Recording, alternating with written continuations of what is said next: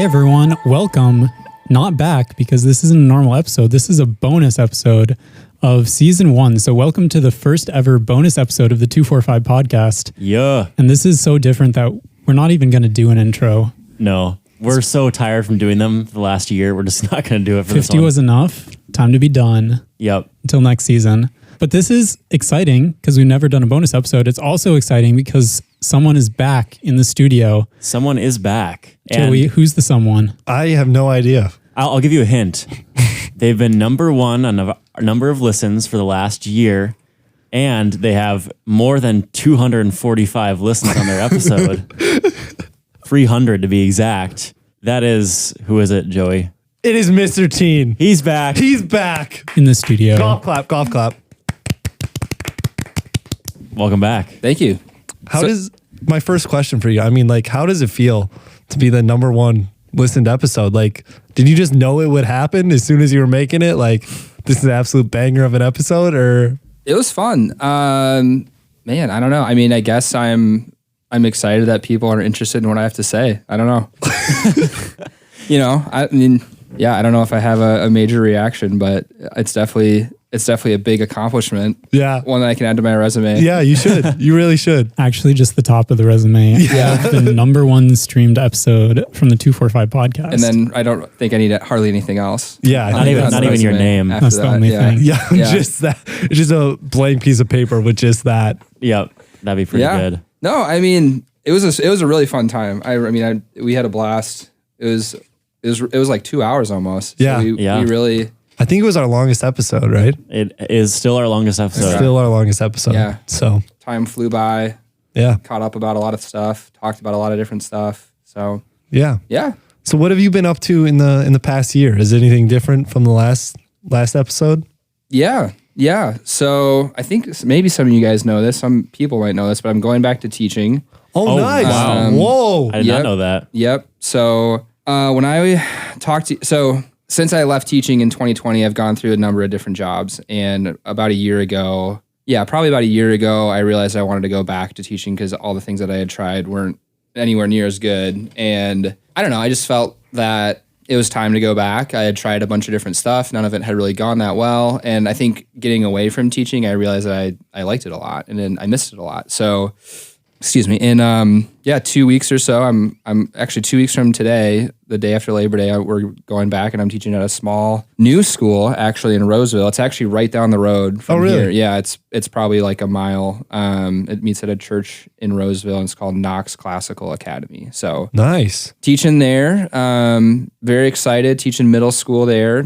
Feels a little surreal. I feel like things are way different now in the world since I left teaching. Yeah, a little bit. So, and it's also kind of amazing. It was 3 years ago already. You guys were juniors 3 years ago. And so it does kind of feel, I'm sure we've been meeting throughout the summer and things like that. So in that sense, it feels like it's happening. But yeah, I'm very ready. I've worked at a lot of different crummy jobs since teaching. Worked at a prison. Maybe we can talk about that. Really? Maybe we should talk about that. We could get into that maybe. Had a couple sales jobs that went okay. And then... Did you sell windows? Yep. Did some... I was mainly in building materials, a couple different jobs. And this summer, I've actually been caddying at a golf course. At a golf course? Yep. So that's been my summer gig, which has been awesome. Yeah, and it basically just carry a guy's golf bag and try to, be funny and friendly. And You get tips. Yep, you get tipped. So that's fun. And yeah, it's great. It's a great workout. You walk, 5 or 6 miles and you're carrying a golf bag. So it's a good, you get your steps in for sure. I'm curious what my steps will be, or I'm very curious what my average steps will be during the school year compared to... Probably a lot less. Yeah, quite a bit less. What do you average caddying? Just the caddy round itself. Well, I guess per day of caddying. Right now, you guys probably have me beat for working landscaping, but it's like 15 to 20. Oh, nice. Yeah, that's pretty good. Yeah. Yeah. What are you guys at? I saw mine. This is so random. I saw mine for the first time, and I have my phone in my pocket, and yesterday it was 35,000. Wow. But that's just on regular work days, I think it's closer to between 15 and 20. Yeah. But we Okay. mow on Monday and Yeah, Tuesday. so then and we mowing, we walk. get tons of steps. So I'm usually between like You guys are always push 25 mowing? and 30. Yep. Yeah. Joey probably has more because I ride a little more. Okay. Yeah. Okay. I do the weed whipping and the push mowing. Okay. Yeah. That'll give you a lot of steps. If you're getting over 20,000 steps a day, that's It's no joke. yeah, Yeah. You burn a lot of calories. Oh yeah. You got to eat a So, lot, You do. Yeah. drink a lot. Yeah, it's been nice. I've been keeping off the weight a little bit this Nice. summer. So It's always good. yeah, And well, I you'll mean, go back to teaching and you won't get any exercise. Yeah. yeah, I'm gonna have to watch what I eat a lot Yeah. more probably. I mean, when I was your guys' age, you didn't really think about what Yeah. you ate at all. No, we can eat whatever we want. Yeah, you can Yeah. pretty much eat whatever you want, especially if you're working a job outside in the summer and you're Yeah. sweating a lot and moving. So Did you like golf a lot beforehand before you became a caddy or not really? yeah, I mean, Okay. I played golf a little bit in high school. I didn't play a lot in college, mostly just because I couldn't afford it. I was a broke college student like Yeah. most people. And then I picked it up again, actually around COVID. A lot of people started playing Yep. golf after COVID because they were just crazy to get outside or desperate Yep. to get outside. So I started playing more. So I mean, I know what I'm doing a little bit. I know the game of golf, relatively well. So it wasn't difficult. It's more of like the social component. There's some people who you just have to gauge how much they want to talk to you. Yeah. And sometimes you're caddying for someone who's kind of in your age. Sometimes you're caddying for someone who's way older than you. And they just kind of want you to carry their golf bag and not really say anything, which is fine. And then I keep the jokes to a minimum. I don't really go outside I don't really push the envelope at all. Yeah. So, but no, yeah, and the thing is, you have to be really good at golf for a caddy to actually matter because Yeah. you have to be able to execute the shots. Yeah. And if I tell someone, hey, hit your club 250 yards and this is, the line, an amateur golfer maybe can do that 1 out of every 4 or 5 shots. So if it was a professional golfer, then it would really matter how good I was because they're way more accurate and they're way more, everything is pinpoint. So, I'm not caddying for any professional golfers. They're just, weekend hacks like me. So, there's been some people that I've caddied for that are really, really good. So then I kind of took it more seriously. And there's also a big component of it if you're kind of trying to keep morale high. So as you guys probably know, like golf is frustrating. Yeah. There's times where you mess up and ideally they don't mess up because of you. Then they're probably going to be a little mad at you if you tell them to do something and it backfires. Yeah. But there's plenty of times during a round where someone just has a really bad shot because golf is difficult and you just try to kind of keep the vibes going and, Going. yeah. Just to be positive, Yeah. I caddied for this father-son combo earlier this summer for a tournament. So I had them 3 days in a row and they were taking it really seriously and they played really bad. So they were just in a really bad mood the entire time. And I felt like nothing I said or did, they just like kind of wanted me to just shut up. Yeah. And not really I wasn't helping. So yeah, that's been my summer gig. Not quite 25,000, 30,000 steps, but it's been great. Man, that's great. 30,000 steps is a lot. It's a lot of steps. Yeah. Do you feel like you're in good shape? Yeah. Okay. Yeah. Okay. Yeah. But Joey also lifts. Oh yeah, that's right. It's been so spotty. It's been so bad. I need It's to a little harder to keep it up when you're not always there in the summer. Yeah, I need to move into the house, and then Ben can yell at me every day I don't work out. And Are you guys living sure in a he house will. this yeah, year? Shed. yeah, Okay. So you're not with Micah? no, Okay. Joey's my ex-roommate now. yeah, Oh man. Evan joined. Nice. Joey left. Okay. There's some tension between them Yeah. if you can't tell. Yeah. Ouch. Yeah. So you're off campus? yeah. I'm off campus, but I'm just down the road a little bit, so Okay. that'll be fun. And they got Is some. Mitchell with you still or no? Yeah, Mitchell's Yeah, Mitchell's with him. me and So Evan. it's you, Mitchell, and Evan now? Yep. Okay. And we're back in the freshman dorms since I'm an RA for freshmen. So Oh, we're back wow. to Okay. our room was like 2 years ago. So It's the same setup. it's basically. pretty close. Okay. It's not exactly the same, but my setup, like with my loft and my desk and stuff underneath, is exactly the same. So Okay. Nice. that's It's kind of just Evan instead of Joey now. it's kind of weird because Upgrade. yeah, it's weird because it almost feels like last year's didn't happen. Like I feel like I was just in the freshman dorms, and now I'm suddenly back, and it's really weird. But Were you hoping to maybe be a sophomore RA or junior RA? No, I wanted to be Where in you're at? where I'm at. Okay. Because last year when I was an RA, I wanted to be in Knutson, which is the freshman dorms. Okay. And I got South Campus, which is more upperclassmen, Okay. which is where I lived where me, Joey, and Mitch lived last year. And then I applied again, and this year I got Knutson. So nice. I'm back home, as I've been saying. Was it weird to be an RA for people that you were younger than, or not really? Not really. I mean, you definitely feel like you have less power over them. Not like Yeah. I'm trying to have power in the RA role, but you know what I'm saying. Like, Yeah. You still are an authoritative figure. You're trying to command respect and Yeah. And even so, there were some people in my grade, but I'm a May birthday, so I'm on the younger side of my grade. So even so, people in my grade, like even Joey and Mitch, were older than me. Okay. So Okay. But I we think- listen to you. you guys listen to me. I think there was one person younger than me in Okay. our hall. Everyone else was older. Mm-hmm. So Did you have any major, I don't know, things happen that you had to crack the whip on, or not really? no, not really. I mean, That's good. Well, there's no roommate conflict really, because at that point, a lot of people chose their roommates for Okay. living like Okay. as their upperclassmen. I'm expecting a little bit more of dealing with that this year because more people are random roommates. okay. But we'll see. You never know. Some halls have no problems, and some have a lot, and some have a medium amount. So Yeah. Yeah. The whole spectrum. I'm hoping for the Goldilocks. Actually, no, Just I'm right hoping for amount. nothing. Actually, Yeah, I think that would be easier than the Well, middle. you got to have some excitement. Yeah. That's true. We need an RA stories podcast. So if there's no excitement, That's what are you true. going to talk about? That's true.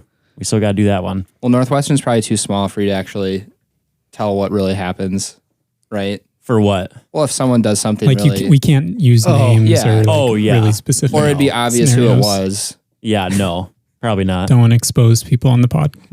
No, can't be doing that. I could expose some people, that's for sure. So when people find out, but they probably already have found out that Micah Clark is their RA, are they excited? Are they nervous? I mean, Because when I was in They college, drop out. when I was in college, everyone knew the reputations of the RAs. You know, Oh. this guy's Oh, chill. This guy's, not, this guy is a great RA. This guy is, I don't know. I mean, Strict, it was really not well. strict. Yeah, right. So, well, the thing is, like, because it's mostly freshmen, none of them know who I am. oh, sure. So they have no idea what they're, I have going into. a few who know who I am, but the few returners in my room, one is the ARD, which is the assistant resident director, which is like kind of like the RA's RA, kind of. oh, he's in charge of you. So he's kind of like in charge of, he's kind of like in between the RAs and the RD, which is the resident director. Oh, okay. So resident director is like an adult staff. Yeah, yeah, and yeah. ARD and RA are students.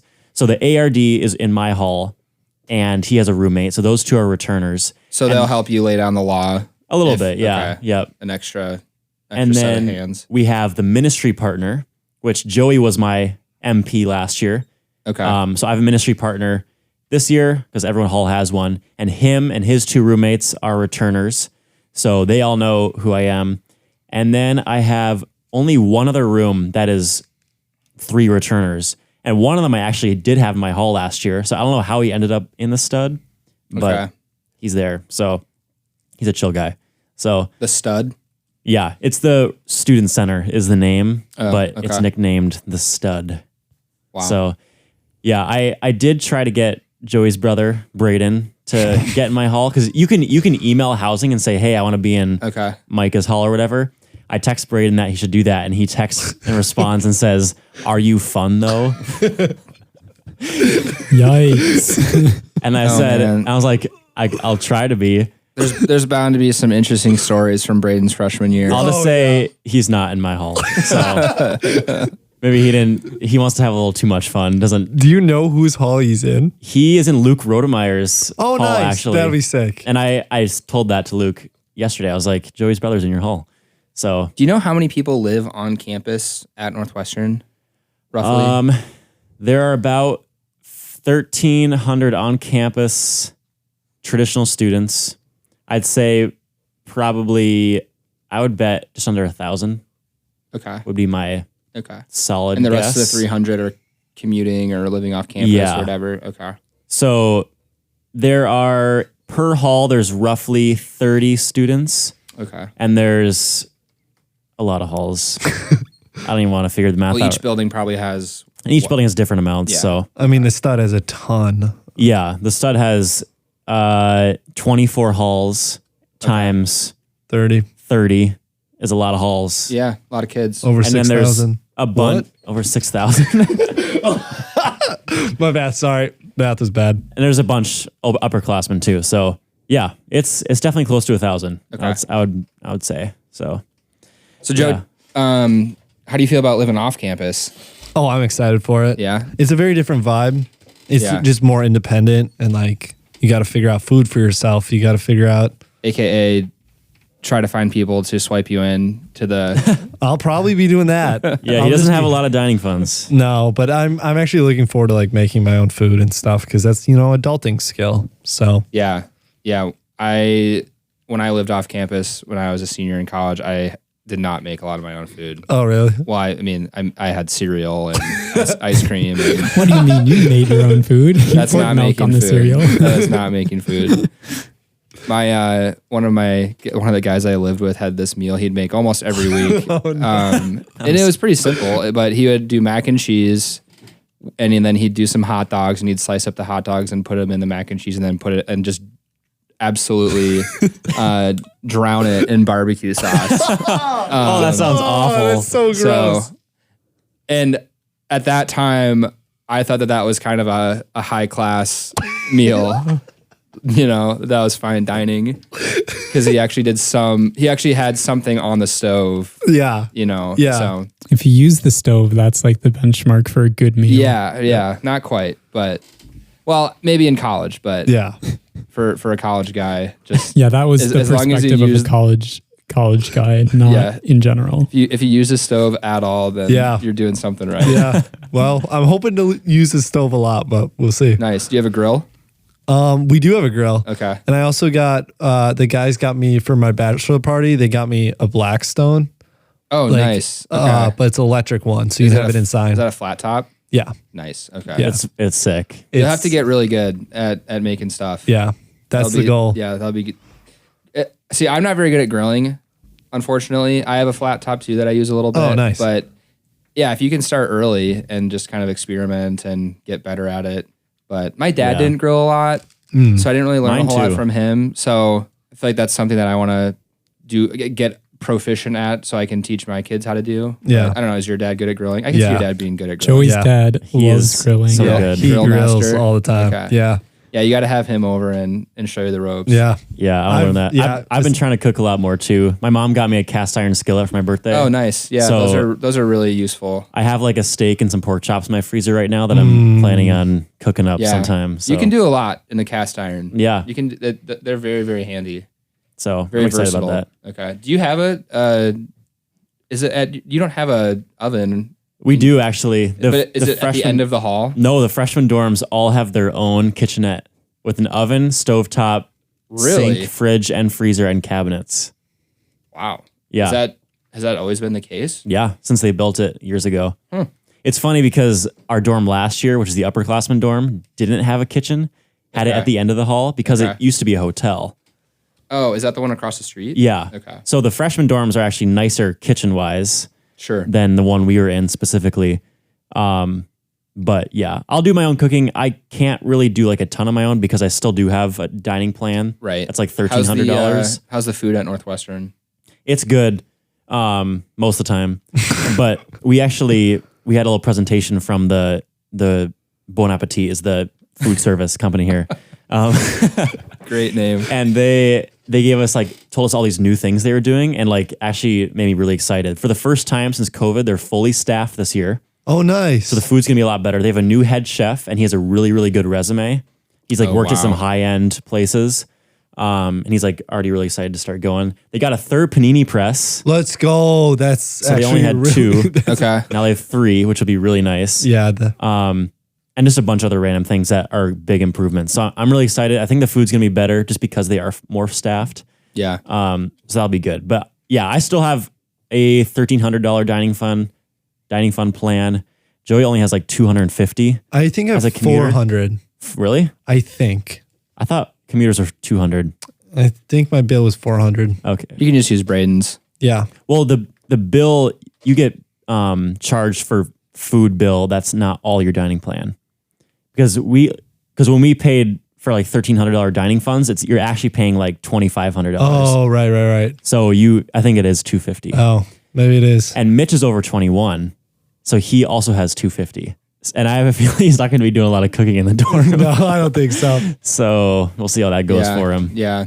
Josh, what's yours like now that you're So a because junior? we don't do dining funds, it's a meal plan. The previous years I've had 21 meal swipes a week, and now I have 5. Oh, wow. 21 a week means that you're going for 3 meals every day. Yeah, so I usually didn't use. I yeah. usually use like 19 or 18. Okay. So you now I still have 5. you still pretty much almost made. I mean, Yeah, we can use them at the Commons or at the Grill, which is like kind of an alternative eating place where you can get sandwiches for lunch. Was or the Grill open late? Yeah, like from 8 to 10, you could get what's called late night, which is like a burger, a chicken sandwich or something. Nice. Okay. So that was really nice. So you're going to have to do some cooking Yep. this year. Do you got any plans for that or? Yeah, I have plans. It's probably one of the parts of the year I'm most apprehensive for just because it's just a whole different ballgame than walking in and eating and walking out. Like it just takes prep and then you eat like you normally would and then you have to clean up. So it's just more time. Yeah. So it'll just be a different routine, but I think I'll get the hang of it. Where are you living? I'm living in Southview. Okay. So it's one of the upperclassmen apartment buildings. Yeah. You didn't get into Kuiper? Nope. We didn't have enough people. We actually don't have enough people for Southview either, but we got in, I think, primarily because 2 of my roommates lived there over the summer. Oh, nice. Okay. So we should be probably in East Campus, which is 4 to 5 person apartments. Yeah. That's like the hood. Those are the old ones. Yeah. Of Dort. Yeah. The hood of Dort. Yeah. So we should be in there because I have 3 roommates. So there's 4 of us. Okay. But instead we got in Southview with 4. And there's a chance we'll get like a transfer student or just someone added. But we haven't yet. So we'll see. That'd be kind of annoying. Yeah.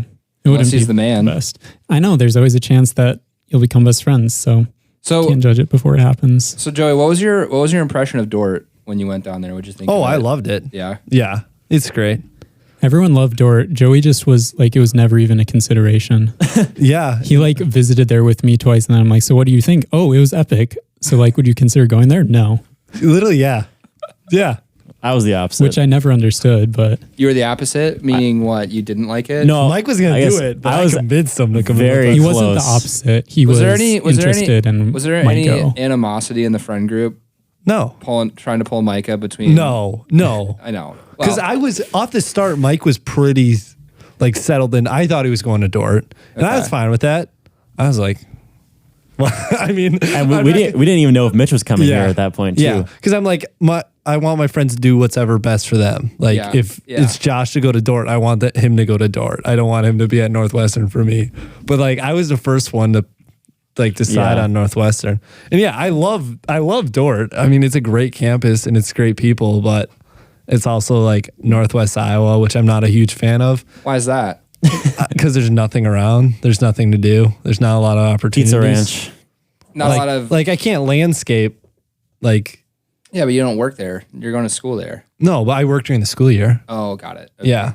And like my family's here too. Like, you know how clutch it is only being 20 minutes from home?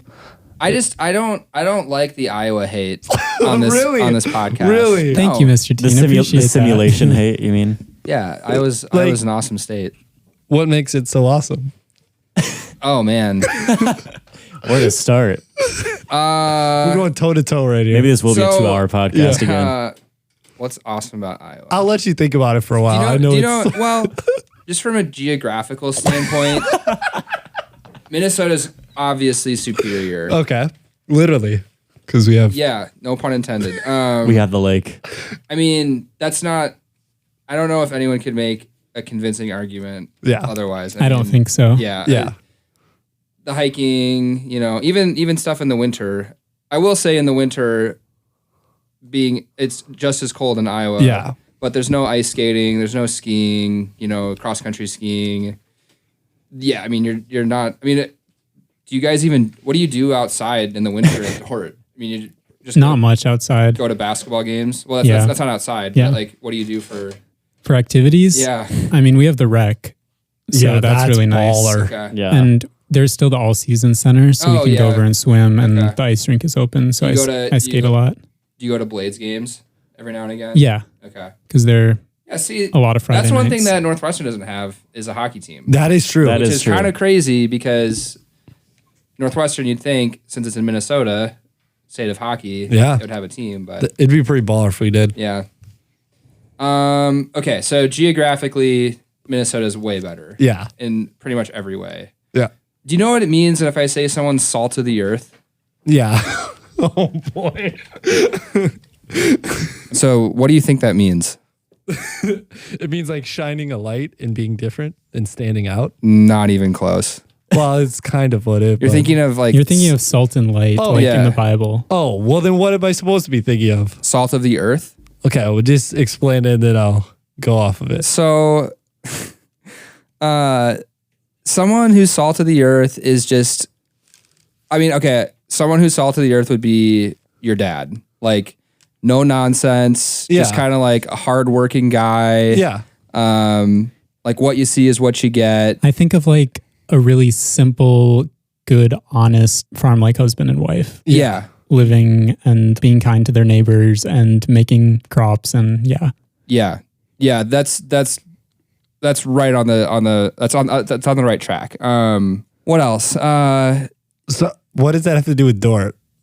It's We're something talking with about Iowa in general. Iowa. You would just say there's more of those people in Yeah, Iowa? just people who are down to earth. Yeah. I mean, with a big city comes pros and cons, you Yeah. know, and it draws different types of people. I mean, Mm-hmm. people who are more cosmopolitan and love the things you can do in the city are not always just kind of salt of the earth, you know, simple, hardworking, good neighbors. Rural Iowa and even Northwest Iowa, everyone knows who their neighbors are. You leave your doors unlocked. Yep. It's kind of like the dorms here at Northwestern.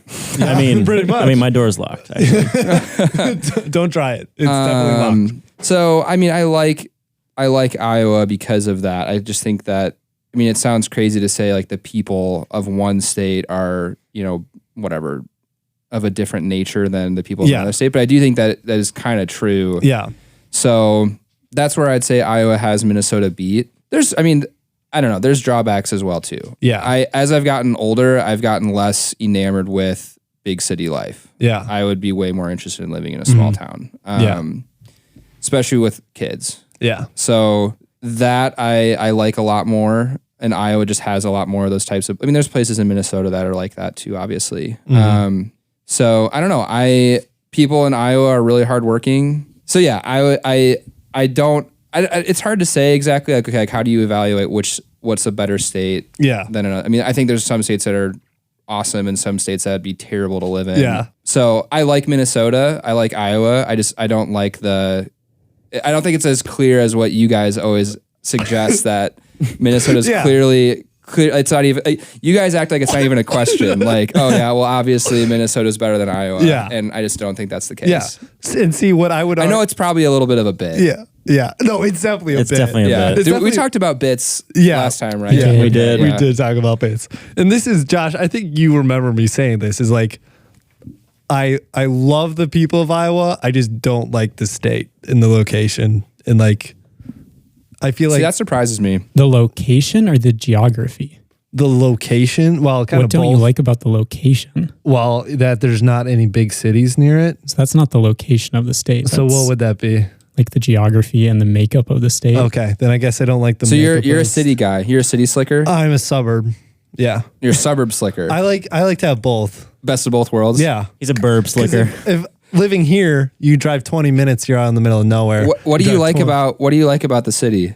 What do I like about the city? Or I you're, like- you're in the suburbs, so you can go in and out. yeah. I like going to Twins games. I like How many Twins games have you gone to this year? only one. Okay. But that's just one. That's just one. Come on, Mr. G. That's just one. I like the job opportunities. That's a big one. Okay. Better job opportunities. Yeah. Definitely. You always work at Pizza Ranch. Yeah. You could. I mean, there's churches in Iowa. yeah. Believe it or not, probably like a lot more. Probably. Yeah. If I think of how many are in Sioux Center and Orange City alone. Thing is, Joey knows if he works at one of those churches, he'll have to preach. That's true. That is true. I am a bigger fan of bigger. Well, there's pros and cons to both, but I like the bigger churches. I just think you need to come. I think you need to reevaluate. I've been there. Your take on Iowa. I've been there so many times. I think you need to just kind of. It's just not for me. You need to go to Dort for a year Yeah, figure it out. and see what it's like. Did you have a really good time when you visited? Oh yeah, I loved it. Yeah, Well, we were just hanging out with Josh's friends the whole time. So and I like them. of course, it was a Okay. good time. So if you were at Dort, you would be hanging out with your friends the whole time. What would be so bad about it? Nothing. Let's hear Josh's. Rebuttal. Well, I just want to hear Josh's defense, maybe, of Joey saying how there's nothing to do or it's really boring or because it's. I would say I could not leave campus the entire year and I'd be like, I'd have too much to do. Like, that's one thing about being at a university. So that's one thing I would say. Like, I don't need a bunch of other stuff. And That's because you're salt of the earth. thank you, Mr. Josh Tien. is. But that's one thing. Another thing is the community of Sioux Center as a whole is a huge draw to Dort. Yeah. Like, people talk about this a lot when you go there. Like, you'll go to a church and you'll be a new face and like 4 or 5 people might ask you to come over for like Sunday dinner after the service. And you just don't really get that. It happens at Eagle Brook all the time. Eagle Brook, where I don't know one person there and no one would talk to me. That does not happen. Like, I could walk in and out of Eagle Brook. You could go to Eagle Brook for a year and like no one would talk to me except like the greeter saying hello. It'd be hard to get plugged in. Me and Justin we were downtown the other day running. We went to like the lakes, Minneapolis lakes, and ran around like Calhoun and Lake of the Isles and saw so many people, like tons of people, lots of diverse people, and no one like acknowledged us. We didn't wave to anyone the whole time. I can go for a run in Sioux Center and wave at everyone that I pass by on the trail. Right. And I don't know them all, but it's just a lot to be said for the people in the small community. And totally. Yeah, that's one thing that makes it really nice. As far as Dort as a school, it's just like a really good school. I wouldn't not go to Dort because of the location in Iowa, because it's a good school and I don't need to have Chick-fil-A and Cane's in the same town as my school. Yeah. That's something people like complain about. And I actually like it because first of all, it saves me money. I'm not going out to eat all the time. Second of all, it's like so fun to go on a day away, like on a Saturday to Sioux Falls or something. And like just go to Chick-fil-A and everyone's like, this is the best thing in the world. Like I haven't had this in 3 months. It's more of a treat. More special. It's more of a treat. So I love that part too. Like I love how kind of little there is around because I don't know. And that probably means more special. Like people don't leave for the weekend and they're not off campus at night. Like here, it's dead on the weekend. There's no one here because everyone just goes home or that's kind of crazy. Goes off campus and does things versus at Dort, you have to stay on campus pretty much because there's just not a lot of other stuff to do. But yeah, so riddle me that, Joey. How is it that Dort is so popping on the weekends and Northwestern in the big city? It's like I guess they just don't like seeing their parents. That's all. Yeah.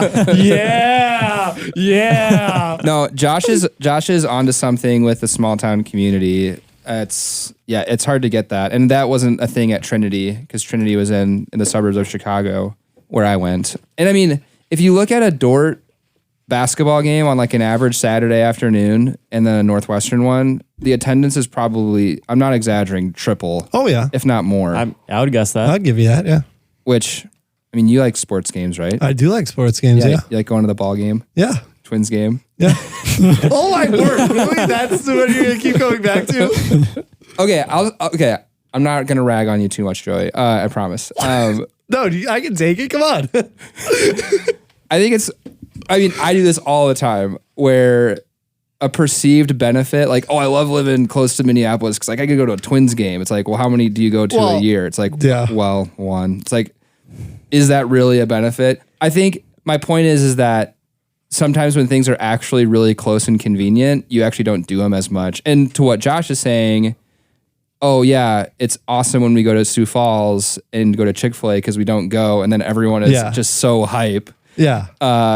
Here you go to Chick-fil-A and it's something that you do, whatever, every other week or something. So it's not special. So that is, I don't know. It's kind of interesting because on the one hand, you like to have the convenience of doing those things. And if you went to Dordt or something, then you wouldn't be able to do a lot of the cool things that you get to do around here. But on the other hand, when you don't get to do them, it makes it in a way more special and more exciting because it's a novel thing. So anyways. No 2 a.m. Taco Bell runs. Yeah, can't do that. Is that a every night thing for you guys? Oh yeah. No, not every night. Maybe like Weekly? once a week. They had a 5 a.m. Taco Bell run. Well, that was because there was a stupid fire alarm. We didn't stay up till 5 a.m. We got woken up by a fire alarm at 5 a.m. and went to just Taco said, Bell. well, we may as well go to Taco Bell. Because we ended up... Were they serving breakfast yet? No. Oh, But Oh yes, you love Taco Bell breakfast, right? In high school. yes. That Taco Bell by Avail was honestly in the perfect location. I could go off university, fly through that drive-through and be back on it was en route to school and it would be like 3 minutes. Yeah. It was too convenient. Too convenient for your own good, honestly. Yeah, it was. Yeah, I eat a lot less Taco Bell now.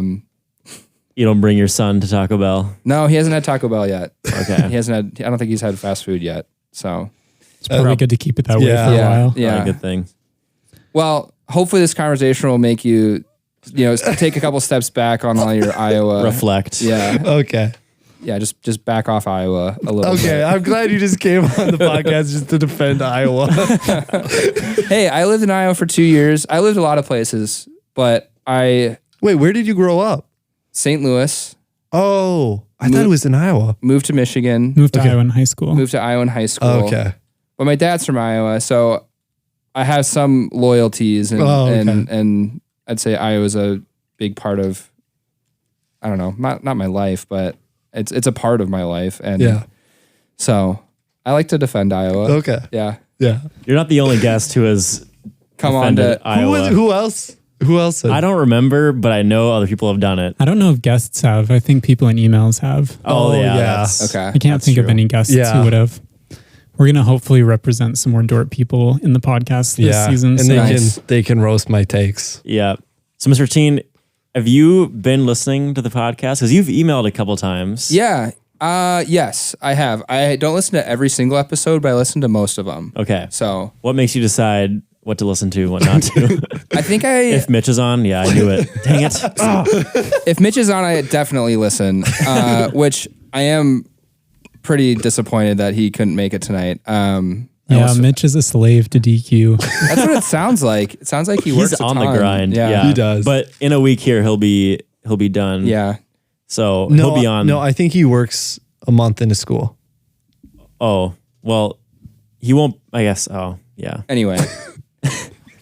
I honestly was going to say, I feel like we need to do a trifecta and do round 3 because this feels incomplete without Mitchell Okay. here. We need Mitchell for round 3 Yes. with Mr. Tien. We'll do round 3. If we'll bring you on again and make sure you get to number 1. It again. only, and we just have to work around Mitchell's schedule. Yeah. Like, That's it. Next time it won't be Mr. Tien's schedule that dictates when we do the podcast. It'll be Mitchell's schedule. And we'll say, Mr. Tien, you're coming this day because Mitchell can come. Yeah. yeah. Yeah. So What dictates whether or not I listen?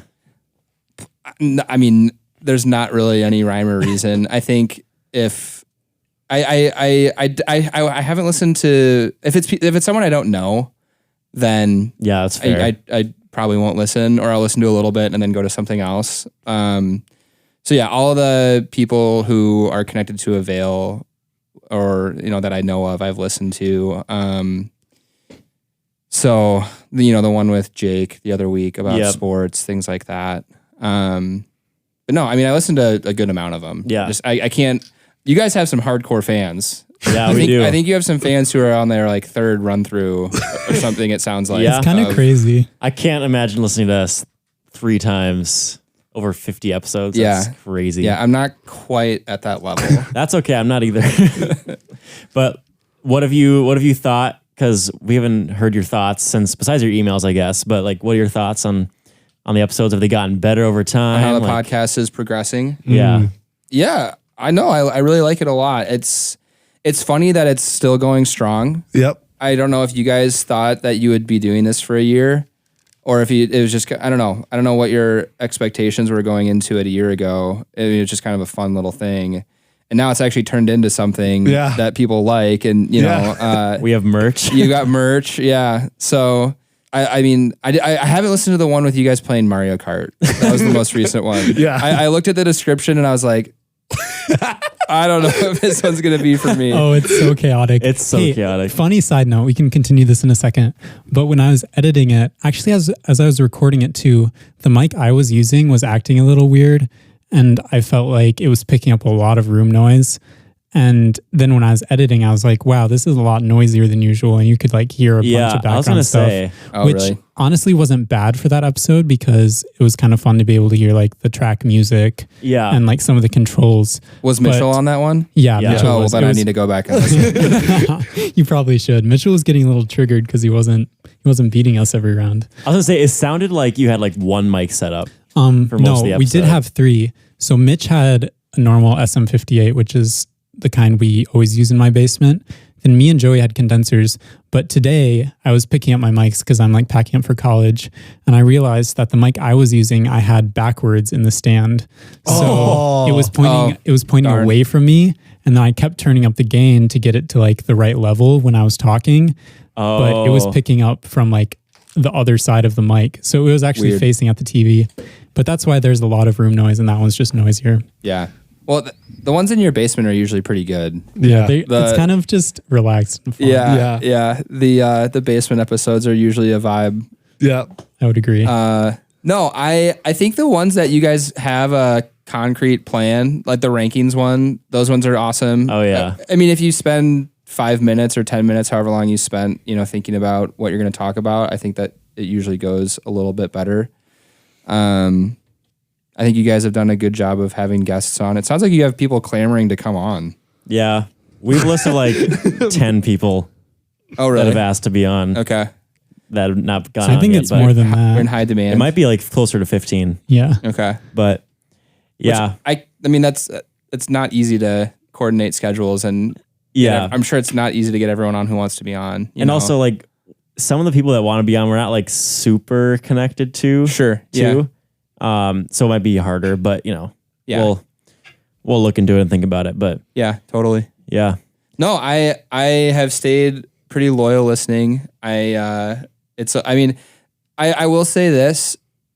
Your podcast always put me in a good mood. I don't know if you guys are this way, but you kind of need a podcast for different types of things that you're doing. You know, you got your road trip podcast, you've got your cleaning podcast, your deadlifting podcast. Oh man, that's a throwback. Throwback to high school. That's a deep cut. That really is.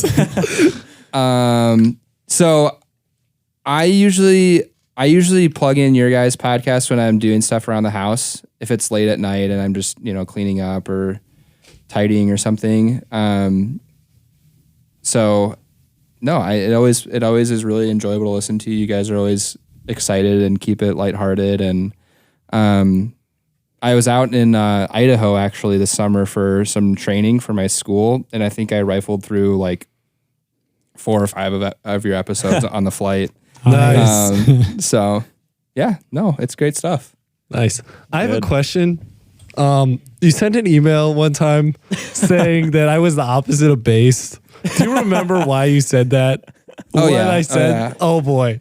What is the opposite The subject of was based? what is the opposite of based, and then the email said because that's what Joey is.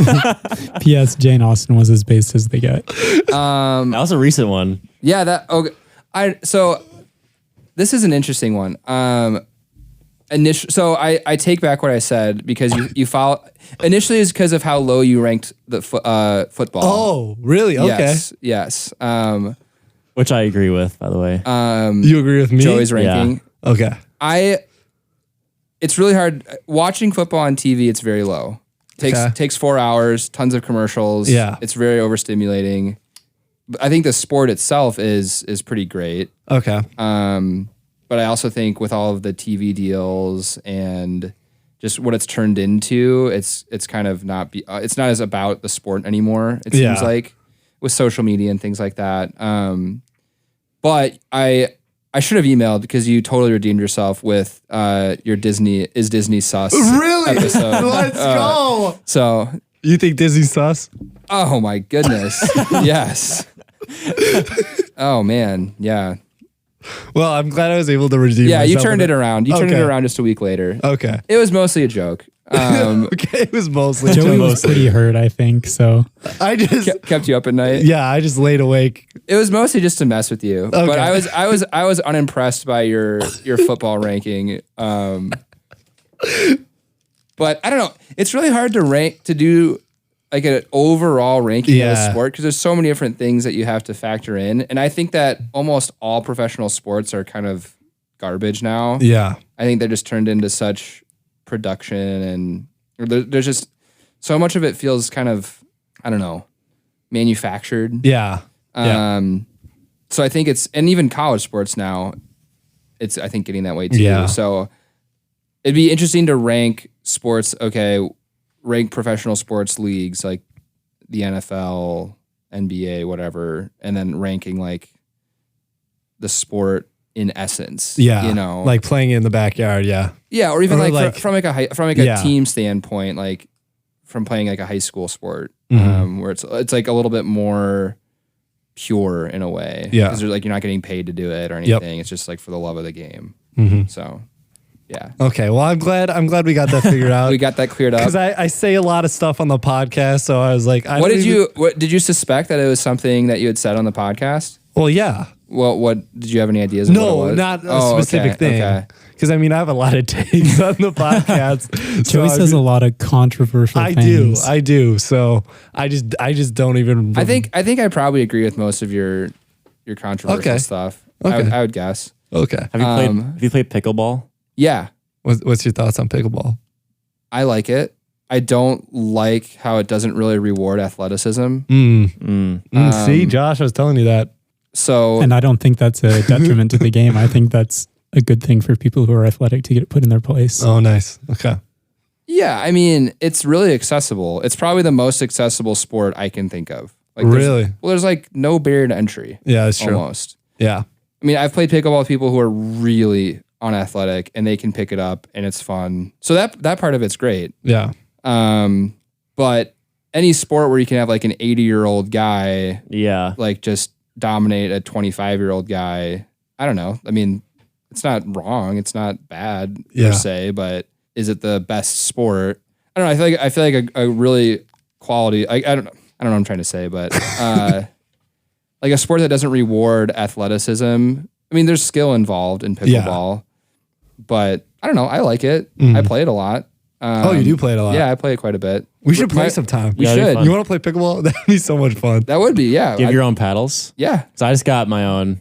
Oh, you did? Joey needs to get his own. I will Because get mine. Kylie and I got some. We have Oh, right. we have 4, so Oh, nice. you can borrow an extra one. Nice. My wife's family's really into it. Oh, really? Yeah, they're really and they've been into it kind of before it was Oh, popular. before it was cool? Yeah, yeah. So I first played it probably 6 or 7 years ago. Oh, So okay. You're on the front end of the trend. yeah, yeah. I mean, it's really getting. I feel like in the last 2 or 3 years, it's really blown up. Yeah.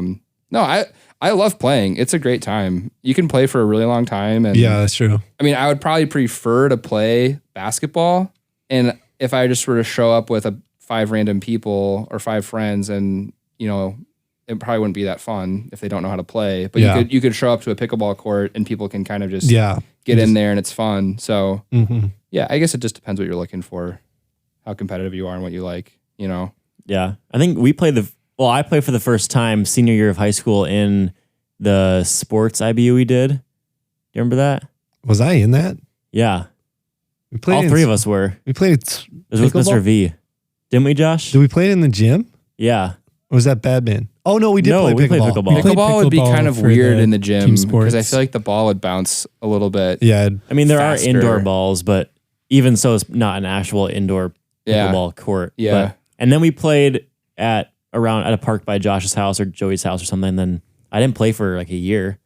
till this summer I played a bunch. So Nice. Yeah. What's your take on it, Joey? Do you like it? I think it's a great game. I would disagree with Josh on that. Like, I have an issue with an 85-year-old beating a 20-year-old at a sport. Yeah. Because I feel like sport is more about athleticism than it is like experience. Yeah, and that's why I like football, because Yeah. it is about power and strength and athleticism. It's about drive. and that's what is that an inside joke? it's about power. We stay hungry, we devour. It's a song. Oh, from who? Dwayne. The Rock. Yeah, just Dwayne. Oh, This is Dwayne. You haven't I'm heard- out of it. I don't know what that's from. Don't let Mike distract you. Yeah, sorry, keep going. Obviously, if the 25-year-old practiced pickleball for a month, they probably would be able to beat Yeah. the 85-year-old. But and I mean, in a way, that's cool that you can still play pickleball Yeah. at a really advanced age. Yeah. So yeah, pickleball is great. So when you're 85, you'll be glad you can beat someone at something. That's what I think. I think it's just the stage you're at that you don't like, that Yeah. someone older than you can maybe I just be don't better enjoy than you. losing. So that's, Yeah, exactly. Yeah, and I when don't you're think when you're that's a chip off the 85, sport. when you're 85, you're not gonna be able to do what you can do now. Yeah. So That's that'll true. be all you can That's do. true. That's true. Ping pong's really popular too with older people. Yeah, and that one you need to move even less. Right, So. right. I got absolutely worked by this 70-year-old a couple years back. I went to this ping pong club in really? St. Paul. Yeah, Yeah. and I just got smoked. That's Totally funny. smoked. Yeah. So I love ping pong too. But yeah, I can see if someone's really good, and no matter how old they are, they're gonna beat you. yeah, yeah. I mean, yeah, you don't have a lot of ground to cover Yeah. in ping pong. But I haven't played pickleball much this summer. I've played a lot in previous summers. But yeah, my wife loves pickleball. She's all in. She'd play all the time. So Is she better than you? Do you 1v1? Who's taking the dub? me, but Okay. well, 1v1 pickleball is that even a thing? Yeah. Yeah, it it is. is. Yeah. There's singles? Yeah, there Yeah. is. Oh, I didn't know that. I've never played singles. You've never played singles pickleball.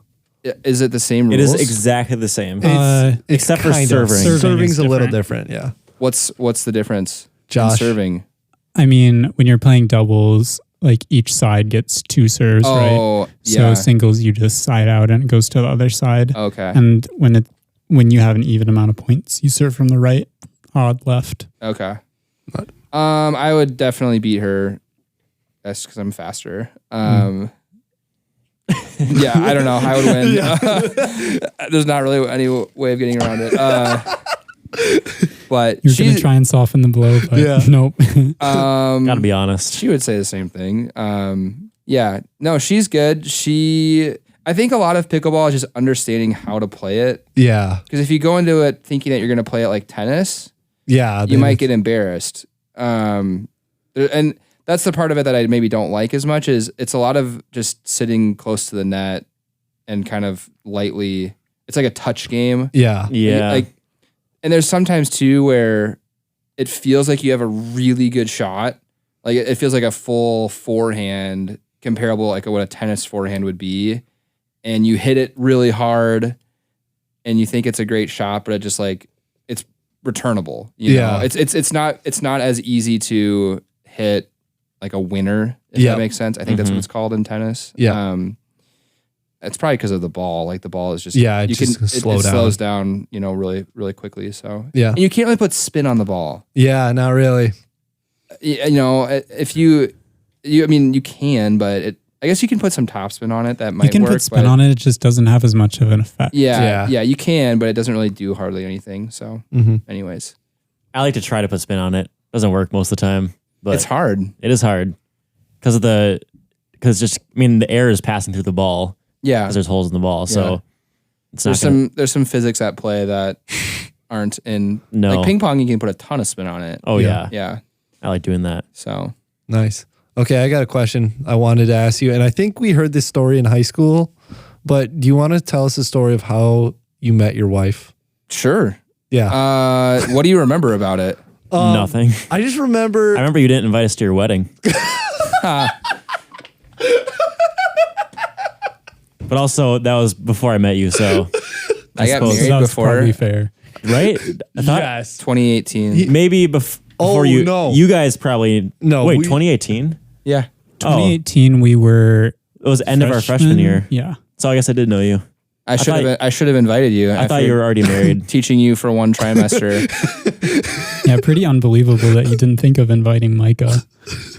All of us, not just me. I could have been the ring bearer. Well, I invited. Yeah, Josh technically wasn't invited. I don't think. I think my family was. Wait, did you go, Josh? I was at the ceremony. We weren't at the reception. I remember Rachel tried to give Justin a hug, and he was really, really awkward about it, and tried to shake her hand, and he was refusing a hug. And finally, I just said, "Justin, just give my wife a hug." He does that with me too. Don't worry. I don't know. I bet you he remembers that. It was funny. I mean, I would have done the same thing if I was a sixth grader. You know, like, I don't know what to do. How I met my wife. So I moved to Minnesota in 2016. I taught for 1 year in Illinois, and then I moved to Minnesota because I had some friends who lived up here. And one of my friends who moved up a year prior had met, in essence, Rachel and her friends. So he moved in.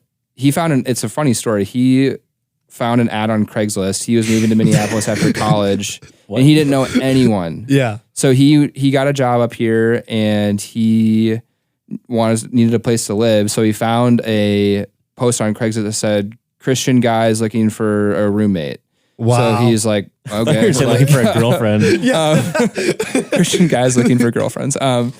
No, so it was a really, really solid group of guys. These are all of Rachel's friends from college. Mm-hmm. So they had an opening for a sublease in the summer. So he was like, well, that's great. Like, I would rather live with, Christians than like random people that might be cool, might not be. So he moved in with them and met a bunch of these guys and girls. It was pretty much just Rachel's college friend group. Mm-hmm. And this is one of my best friends from Michigan. Mm-hmm. So he and I go way back. And so that year I visited him a bunch in Minnesota. So I would come up from Illinois for the weekend and hang out. I honestly didn't really have a lot of friends in Illinois. So I was like, well, I'll just go to Minnesota. So I would drive up on Friday nights, get in at 11. We'd hang out super late, and then, hang out on Saturday, and I'd drive home. And I'd always be devastated driving home. I knew I wanted to move to Minnesota. Yeah. For since probably the fall of that year. But I had to finish out my teaching contract of that year. So anyways, throughout that year when I didn't live there, I had met Rachel and hung out with her. We'd hung out as a group, and I thought she was really great. And I didn't necessarily like her or, think like, oh man, like I want to, try to ask her out or anything, but I just thought she was really cool. I was truthfully really excited to move to Minnesota because I knew there was a lot of Christian girls that I'd be meeting. Take that, Iowa. I moved from Illinois. Take that, Illinois. Same reason I moved. So, yeah, I was pretty excited about that. I was honestly really lonely the year that I taught out of college in Illinois. So I was like, this is great. Good group of people. So that summer I got up there, and I kind of just jumped right into the friend group, and we were hanging out all the time, like almost every night we were doing stuff. That was just a really fun season, right out of college. And, we'd play volleyball, we'd go to the lakes, people, and we had this huge group me. Do you guys use group me? Yeah. Okay. It's still in use. There's probably 40 people in it. Oh my goodness. And people would just post, almost every night, hey, we're going to, play volleyball at the park, or, we're going to go to a movie tonight or something. And whenever Rachel said she was going or said, hey, we're going to go to this thing, I was basically dropping everything and finding a way to get there. So I kind of started liking her probably a month after. I talked to her a bunch of times, and she was really cool. Felt like we had a lot of things in common. And so I'd say just throughout that summer, it became more and more apparent that there was mutual interest. And I was really worried about asking her out because I had just moved. And I kind of thought that if I was the guys of that friend group, I would think, okay, who's this new guy who just showed up? He's asking our friend out. He's coming in hot. I just didn't want to do that. I just didn't want to be that guy. Yeah. So I tried to kind of lay low, and by the end of the summer, it was just obvious that we were both really into each other. Yeah. And so the story of how I asked her out, we were at the state fair with probably 7 or 8 people, and 2 of the guys that and the carpool situation was a mess. People were like busing in, like we just kind of all, because parking at the state fair is kind of the worst, outrageous. So we all kind of found our way there. Some people rode together, and I told my friends, hey, we should drive separate so I could drive Rachel home, because she actually didn't have a car. Oh, okay. So she didn't have a car for like 2 or 3 years out of college. She biked a lot of places. She took the bus. Like she just figured it out. Yeah. And so I was going to try to make it happen where I would be the one to give her a ride home and then ask her out. Because it would be like, we'd be, one-on-one. So it was a great time at the state fair. It actually it happened to be my birthday. So I had a little extra birthday luck going in my favor. A little birthday riz.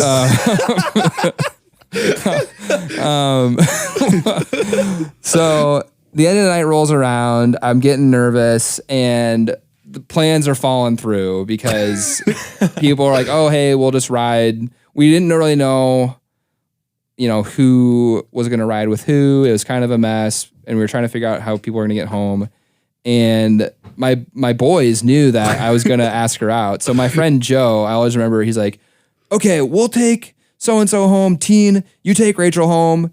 And then, we'll meet you back at the place. And everyone's like, okay, great. It doesn't really make sense, but, sounds great. So I walked back with Rachel to my car, and then I drove her back to her house where she lived at the time. And it sounds really cheesy, but it was a really cool moment. There's this kind of like, there's times in your life where you just feel more alive than other times. And I could feel my heart beating, and I just felt so energized and excited and nervous all at the same time. And so I said, hey, Rachel, I've really enjoyed like getting to know you this summer. It's been awesome. I would really love to take you on a date sometime. And she said, yeah, that'd be great. I'm going to be gone this next weekend, but I'm open on Labor Day. And I said, perfect, let's do it. So yeah. And I should not, what a man. It was like, it was not like this really elaborate thing, and so we went on a first date. It was really great. The story after is kind of funny. So on the way home, dropping her off, I sideswiped her roommate's car, trying to parallel park. That's a good way to end it. Which I honestly think I was nervous to drop her off because I was thinking, okay, it's the end of the date. Need to like ask her out again. Yeah. Kind of like seal the deal, if you will. Secure the bag. Yeah, secure the bag. Yeah.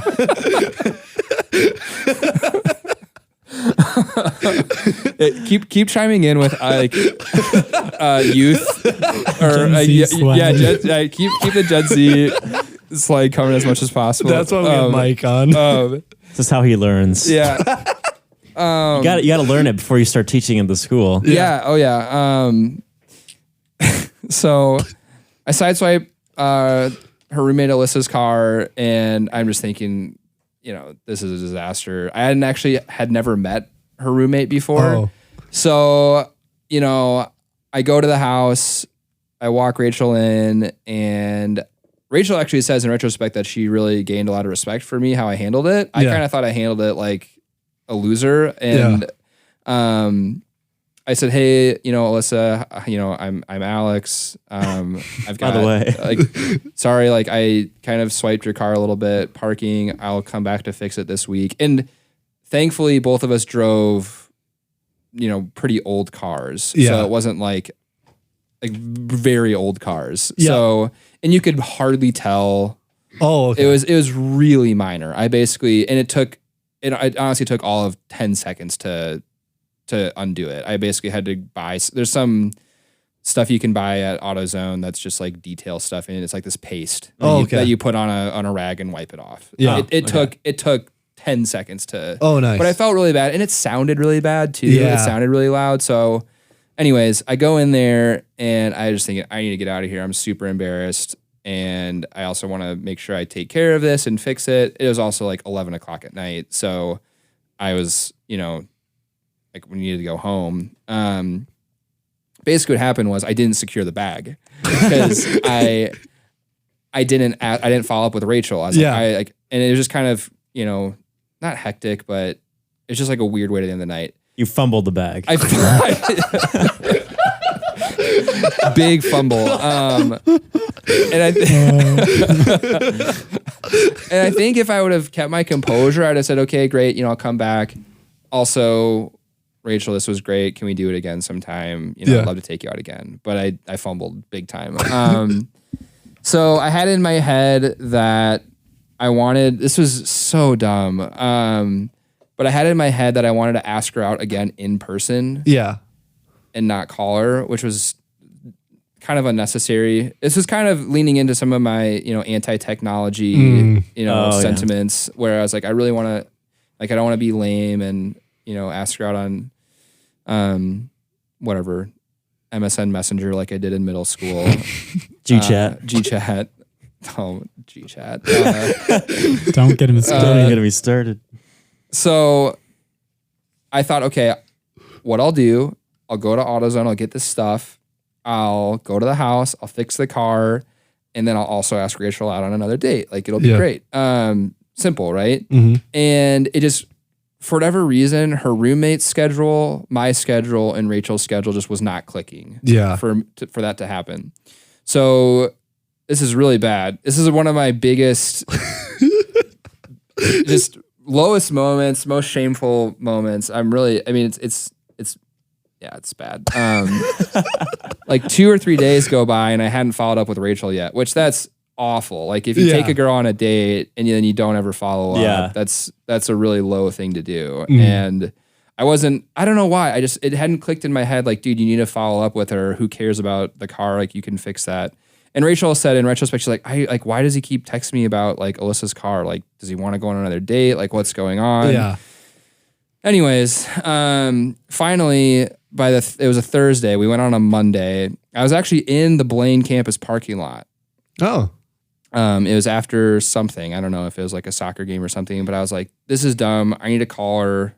This has gone on way too long. I should have followed up with her right away. I mean, I should have that night, even though I sideswiped her roommate's car, done it. So I called her up, and the whole day at school, I couldn't stop thinking about it. I rehearsed everything I was going to say, and I talked. She says it was for 2 minutes. It was long. I kind of rambled, and I just said, all these things, about how I really enjoyed our time, and I just don't really want to like play any games. I basically was like, I want to date you, and like dead serious. Like, I'm not interested in being friends. Like, I basically went full send.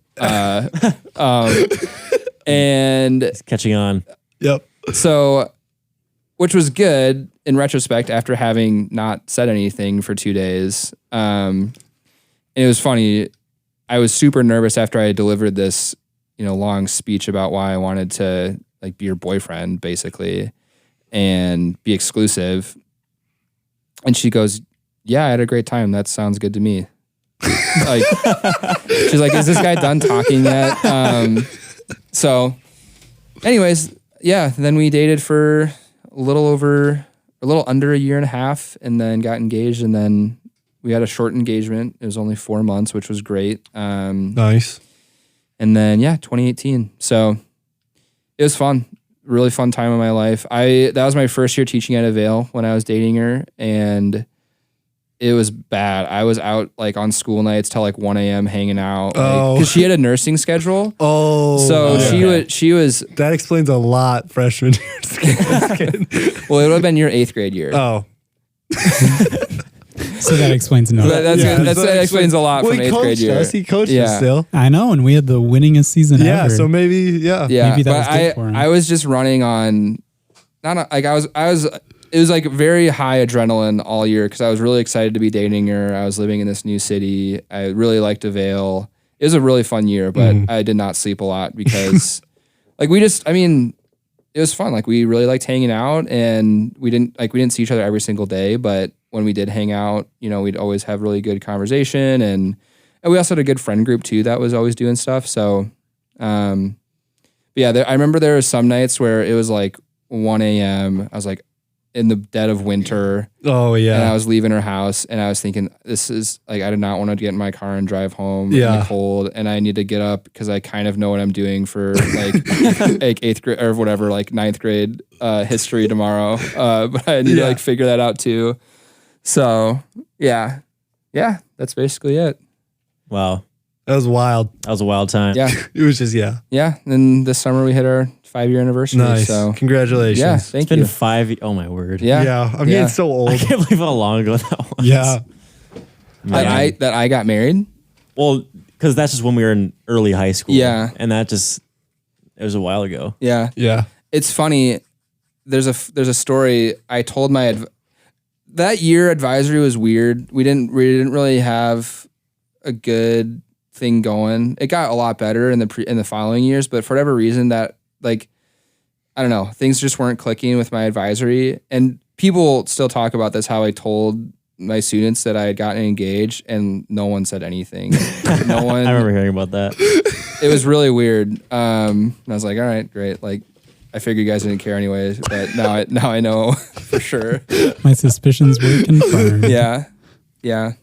I remember seeing pictures on your Facebook account. Of the engagement? Yeah, wasn't it? It was in the winter. Yeah. Right. Yes. Yeah, we got engaged in February. Yeah. So, and it was actually a blizzard. Yeah, I remember. Mr. It was VB like couldn't snowing. make it to the engagement party because it was like blizzard conditions, white out, and it was on a Saturday night, and it was normally would have been like a 25-minute drive for him, and it was like an hour and a half drive. Oh, dang. So I could have made it. you would have made it I happen could have made it without your license. My mom could have dropped me off. Yeah. Made it work. Yeah. Yeah, so there you have it. Yeah. It's just funny because like the one little part of that story, you must have talked about it at some point during high Yeah, school. I probably did. The one part I remember is the part where you said like, yeah, I was like the new guy in the friend group, so I didn't want to swoop in and like just coming in hot. And I was like, that's when you earned my respect when you said that right there. I was like, this guy gets it. I like that. That I didn't want to be the guy. You don't want to be that guy. You Right. can't be that guy. Right. So I was like, nice. Yeah, I kind of bided my time a little bit and just kind of let it happen a little bit more naturally. But yeah, but I mean, by the end of the summer, it was really clear, like, okay, we both like each other and enjoy. We just always found ourselves talking to each other whenever we were at some social gathering. So yeah, there's this one time where we were at this birthday party, and there's this guy who I later found out like kind of had some things he was struggling with, and like Rachel had been a really good friend to him, like confiding and like helping him process and stuff. And so at this birthday party, like the two of them were talking for like an hour and a half. Like, and he was like, it was almost maybe a little bit inappropriate how much he was like sharing and like unloading. Yeah. But she was just really nice and like, listened really well. But I was pissed. I was like, what is going on? Like, why is she with this one guy? Yeah. Just like the two of them. And like, I want to talk to her. Oh, yeah. So yeah, it was a fun summer. A lot of flirting, a lot of just excitement. More flirting, less learning. Yeah. Is that a Gen Z? No. That's I just think Mike is just making Is them that up at Micah this Clark? point. Well, it's less flirting, more learning. Is that the phrase? That's like what teachers Where would does say. where does that phrase come from, Mike? I don't know. I heard it. Did some Avail You teachers don't know say where that? that came from? No. This is ringing a bell. kind Seriously, of. you don't. Kylie's mom would tell Kylie that. She did? Oh yeah. That's where that came from. Yeah. Wait, her mom told her Yeah. that? I How wanna do s- how do you know that? I don't know. I want to say that Kylie's mom said that in our like parent teacher conference, like freshman year. Wait, no. Annika said that to her in the freshman welcome thing. I think remember Mrs. now. Schumacher might have said that to me because I was Kylie's advisor. And it's like, yeah, we're trying to just like remind Kylie like that's flirting, more learning. No way. There's no way. I don't know. It was connected to the Schumachers. Should I call her right now? Kylie? Yeah. I don't Call know. Kylie. I don't know if she'd remember. Call We'll Kylie. see. It's gotta be. I swear that's where I heard it from. This is ringing a vague bell. Very vague. Calling her. Give me a sec. See if she Have answers. you guys done any live phone calls? Hey, Yeah. we're going to put you on the pod live for a second. Mr. Tien's here. So just get ready. Okay, you're live on the pod. Say hi. Oh, hi. Say hi, Mr. Tien. Hi, Mr. Tien. Hey, Kylie, we have a big question. Hold on. You have questions for me? Yeah, Oh, okay. Mikey, you better be the one to. Yeah, you explain No, it. yeah. you explain it. You're the one that remembers No, it. I'll explain it. Okay, Joey, I think explain no. it. I think Micah needs to. I think Micah. Wait, needs, hand the phone to Joey so I can hear. Okay. Okay, Joey, hold it up to the mic. Hi, Kylie. Okay, I have a question. Joey. Where did the phrase less flirting, more learning come from? That came from my dearest mama. What? I never knew this. Joey, 4-3. Your own boyfriend did not know that. How did he not know that? Yeah, that came from my mom. She used to say that to me all the time in middle school. When you were You flirting used- with Johnny my all the mom's time? actually here. You used to tell me more learning, less flirting. She's nodding her head. See, I thought that came from Annika Dykstra in the freshman welcome It thing. didn't come from Annika Dykstra. You said it. Yeah. yeah. There's the answer. Did she say it in an advisory meeting with Mr. Tien? No, Annika said it in my freshman notes during like welcome chapel. No, but did your mom say it to Mr. Tien in advisory meeting? Like in an In a- advisory. Did you Parent-teacher conference. Would you have ever said it to Mr. Teen in a conference? My mom said probably. For sure. I think we did laugh about it. Yeah, my mom said she remembers like laughing about it with Teen in a conference. Oh my gosh. I never knew any of this. Oh, well, I mean, what can I say? Okay. My mom just said I ended up doing both. I got good grades and a boyfriend. So there we go. Mic drop. That's awesome. All right. Okay. Thank you, Kylie, for just clearing that up. It just came up. So thanks so much. Of course. Thanks for having me Yep. live on the pod. Yep. Bye, Kylie. Okay, bye. Don't you ever doubt me again. Wow. I did not know that. That's crazy. That was wild. Yeah, that's awesome. She got both. Good grades and a boyfriend. Yeah, that's an iconic quote from That's- Mrs. Schumacher. Yeah. Okay. Completely terrible transition. But Yeah. Can you tell us about prison? Yeah. Before I go, I want to check in on Josh. How you doing over there? I'm doing good. Okay. I can't really see you, but Yeah. I can see you now. Okay. Josh has been just patiently waiting over there. Do I you don't, have, I don't think we even addressed this. I'm in the timeout studio Yeah. and the other three are in the main studio. So And I offered to be in the timeout studio, but Josh was very persistent that he would be in the timeout studio. yeah, I'm doing good. Yeah. Okay. I just wanted to check in. Prison. Yeah. So immediately after teaching at a Vail, I Got arrested. and did some hard time. In the clink. So I had the idea that I wanted to go into law enforcement. Yes. Yep. And I think that most people knew that. Yeah, that's where you kind of Um, left it at when you were leaving teaching. yeah. Like, I'm going to go into law enforcement. Yep. And students knew that. Yep.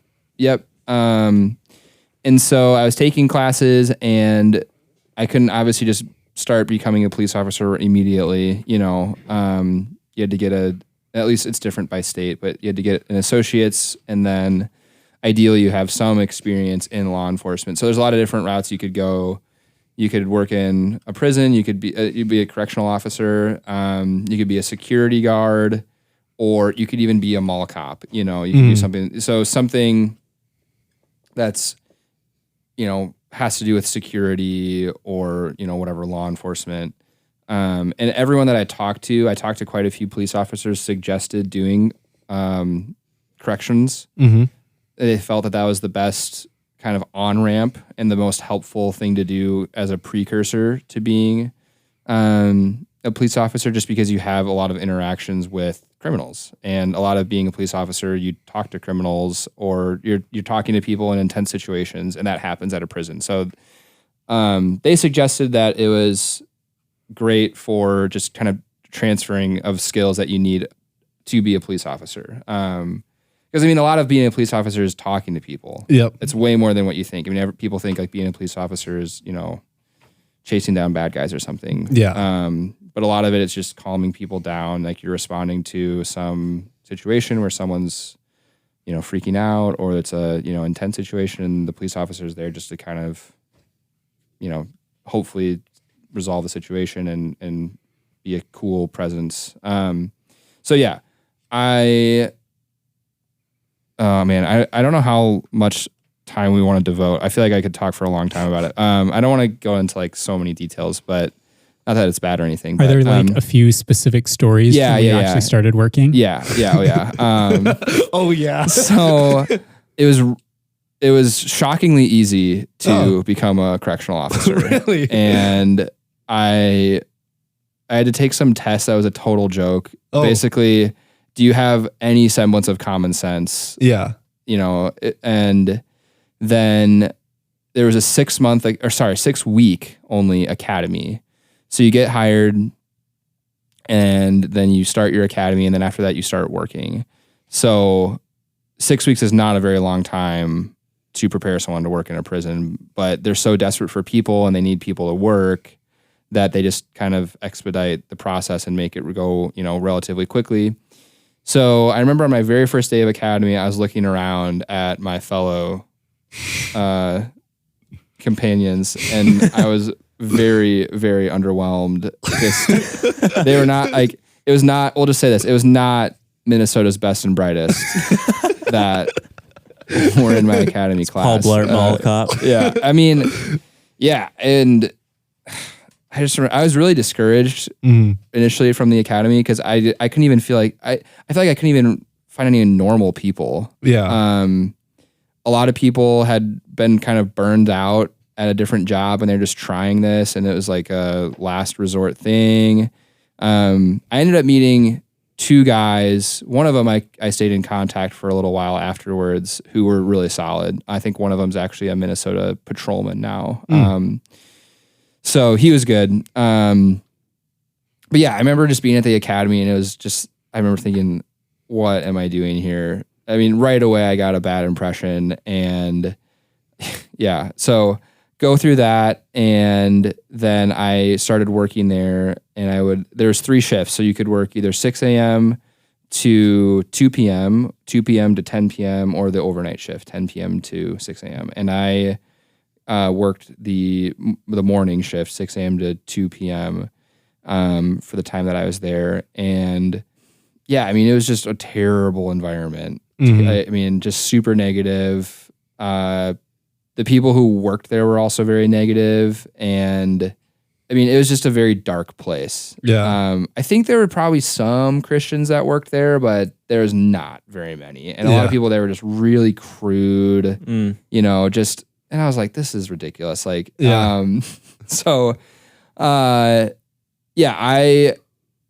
I would say that season of Rachel and I's marriage was the most stressful by far, because I was working at the prison, going to class. She had just started grad school.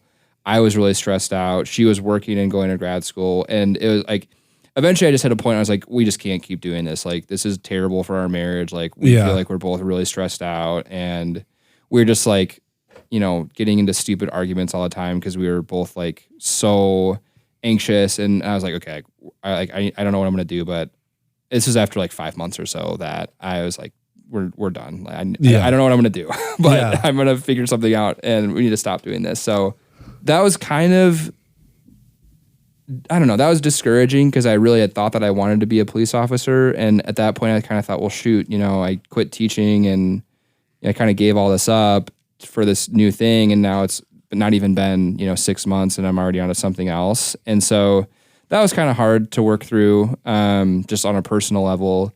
And anyways, so yeah, that's kind of the story of me starting, quickly realizing that it wasn't great, and then moving on. And the thing is that, everyone has roles in their life that they have, right? So, for me right now, husband, father, teacher, caddy, and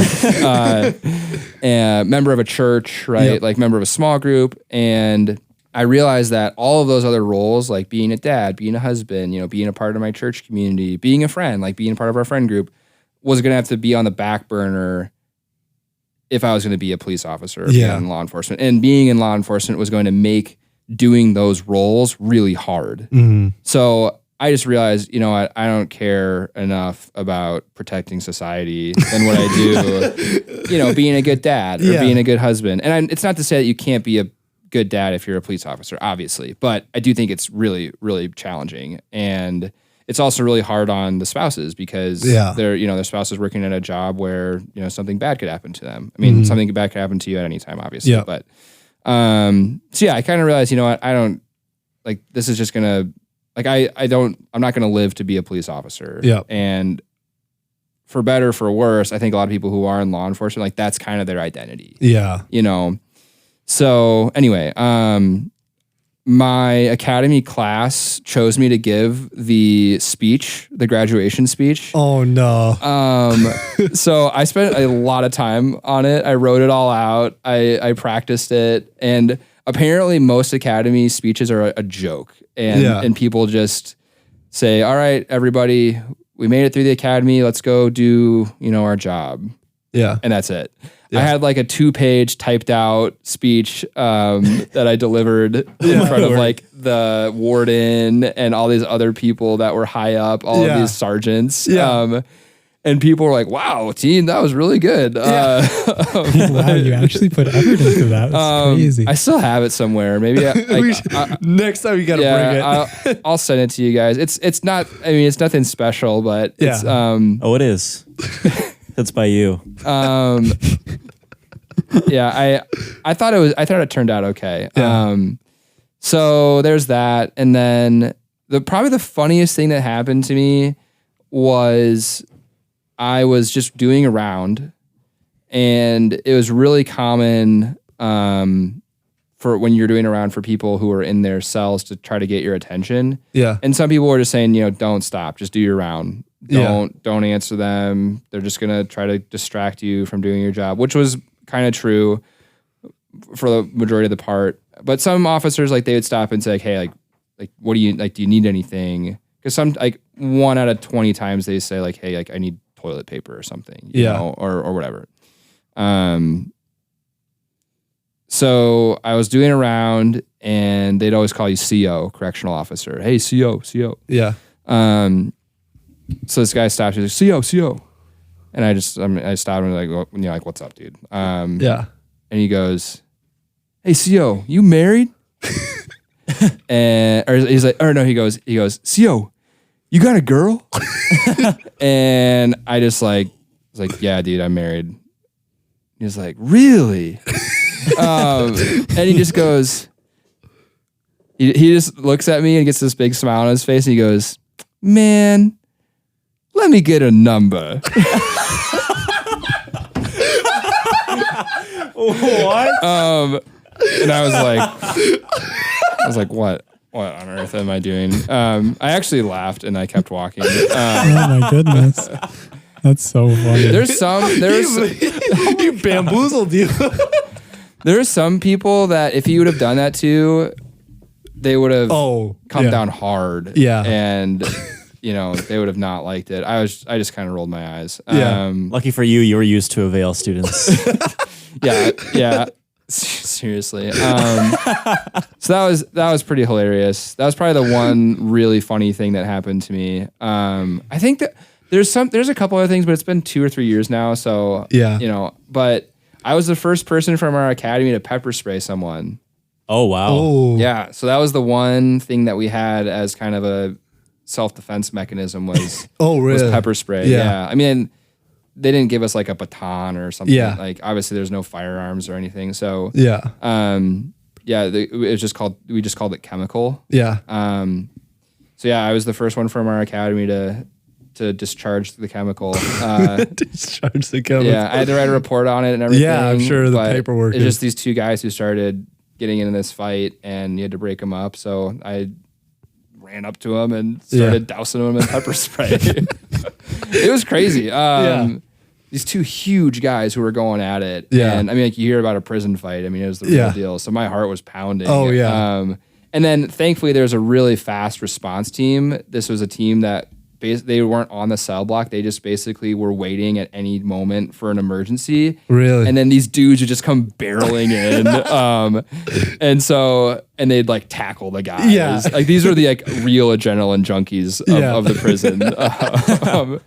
So someone got on the radio and they're like, whatever, fight in cell A. And so these guys just come like hauling in and they break it up. And so you were like the very first responder. I was with your like the chemical, first line of and then defense. those guys came in and actually broke it up. Yeah, and I wasn't gonna get in there and try to break them up. Yeah. I guess technically I should have if I thought that one posed like so the phrase is a serious bodily harm. Yeah. So if I thought that one was going to enact serious bodily harm, then I had to, and my pepper spray wasn't working, then I was gonna then I'd have to try to kind of like get in there, but then I might get totally beaten down. So thankfully the response was really quick. So yeah, that was kind of funny. No, I shouldn't say funny. It was, I mean, it's just like a funny memory. Like I pepper sprayed two guys fighting, you know, it's so random. So yeah, it was not a good experience. It was an interesting experience. Yeah, I worked there during COVID too, so that was a whole other thing. Yeah, that they totally changed all the protocols and everything from the normal procedures, and so everything got messed up, and that just and there's actually an outbreak that happened at the prison. It made local news. There's 1,300 inmates that tested positive for COVID. Oh wow, my word. Yeah, and everything they tried didn't work. They shut these guys down in their cells. They shut down all of their rec time, the whole 9 yards, and it didn't do a thing. Really? So yeah, these guys are getting like one shower a week, you know, just like stuck in their cells the whole time. Oh gosh. It was terrible. Yeah. Yeah. So everyone was pissed off. Yeah. I mean, yeah, it was bad. Yeah. But yeah, do you have any like specific questions about prison or I don't know. I could keep talking about it, but that's really kind of all there is. There's Not really, because like I still want to go back. Mike has lots of Don't take traumatic me back. memories. I mean, just a Don't lot take of me the back. stuff like that you've said is like stuff that you hear about prison. Like it's a difficult place to work for like everybody, not just the people that are actually in prison. Like the people that are running it, it takes a toll on your soul. Oh yeah. Bars. Toll on your soul. Yeah, 'cause it rhymes. That's funny. Thanks, Mike. Yeah. Yeah. It wasn't good. And I felt like I was just in a really negative place that fall when I worked there. And I realized, okay, I'm not doing this anymore. So Yeah. then I started selling windows. Nice. So Now you're back to teaching. now I'm back to teaching, full circle. Full circle. Yeah. How did you get like connected with this school? Mr. Clemens, Oh, nice. actually. Yeah. So some of the board members were people that he knew, I think maybe from church a little bit. So yeah, it started by some people, some of whom are at Bethlehem, where I went for a little while, and Mr. Clemens was connected there. So there's been a lot of crossover. There's been some, I guess, connections that I've made from, you know, I know this person who knows the same person, kind of a mutual friend thing. So, but I originally heard about it from Mr. Clemens. So Nice. Is this new as in like this year? It's correct. new? Wow. Yep. What's the enrollment like? So the enrollment K through 12 is at about 60. Okay. So Okay. and they keep the class sizes intentionally small. So they try to have just 12 students per. They call it a cohort actually. Yeah. So I'm actually teaching 6th through 8th graders in one class. Okay. Rather than they don't break it down where if you were born during this window of time, you're automatically in this grade level. So yeah, I'm teaching a cohort of 12 6th through 8th graders. Yeah. So yeah. Is it like more strict and stuff? Because it's like it's a classical academy, right? Yeah. Or is it just academy? No, it's a classical. It's called Knox Classical Academy. I mean, they have uniforms, so I guess in that way, it's a little bit more strict in that sense, but not really. I mean, it's not like that much different from a Vail, I would say, in terms of. And I mean, the nice thing about a Vail and the school I'm at too is it's a lot of good families that have done a good job raising their kids. So makes your job more pleasant. Yeah. I mean, a Vail was great. Like the only time I had to discipline anyone was when I gave Braden a detention or something. Oh, really? He still talks about it. Yeah.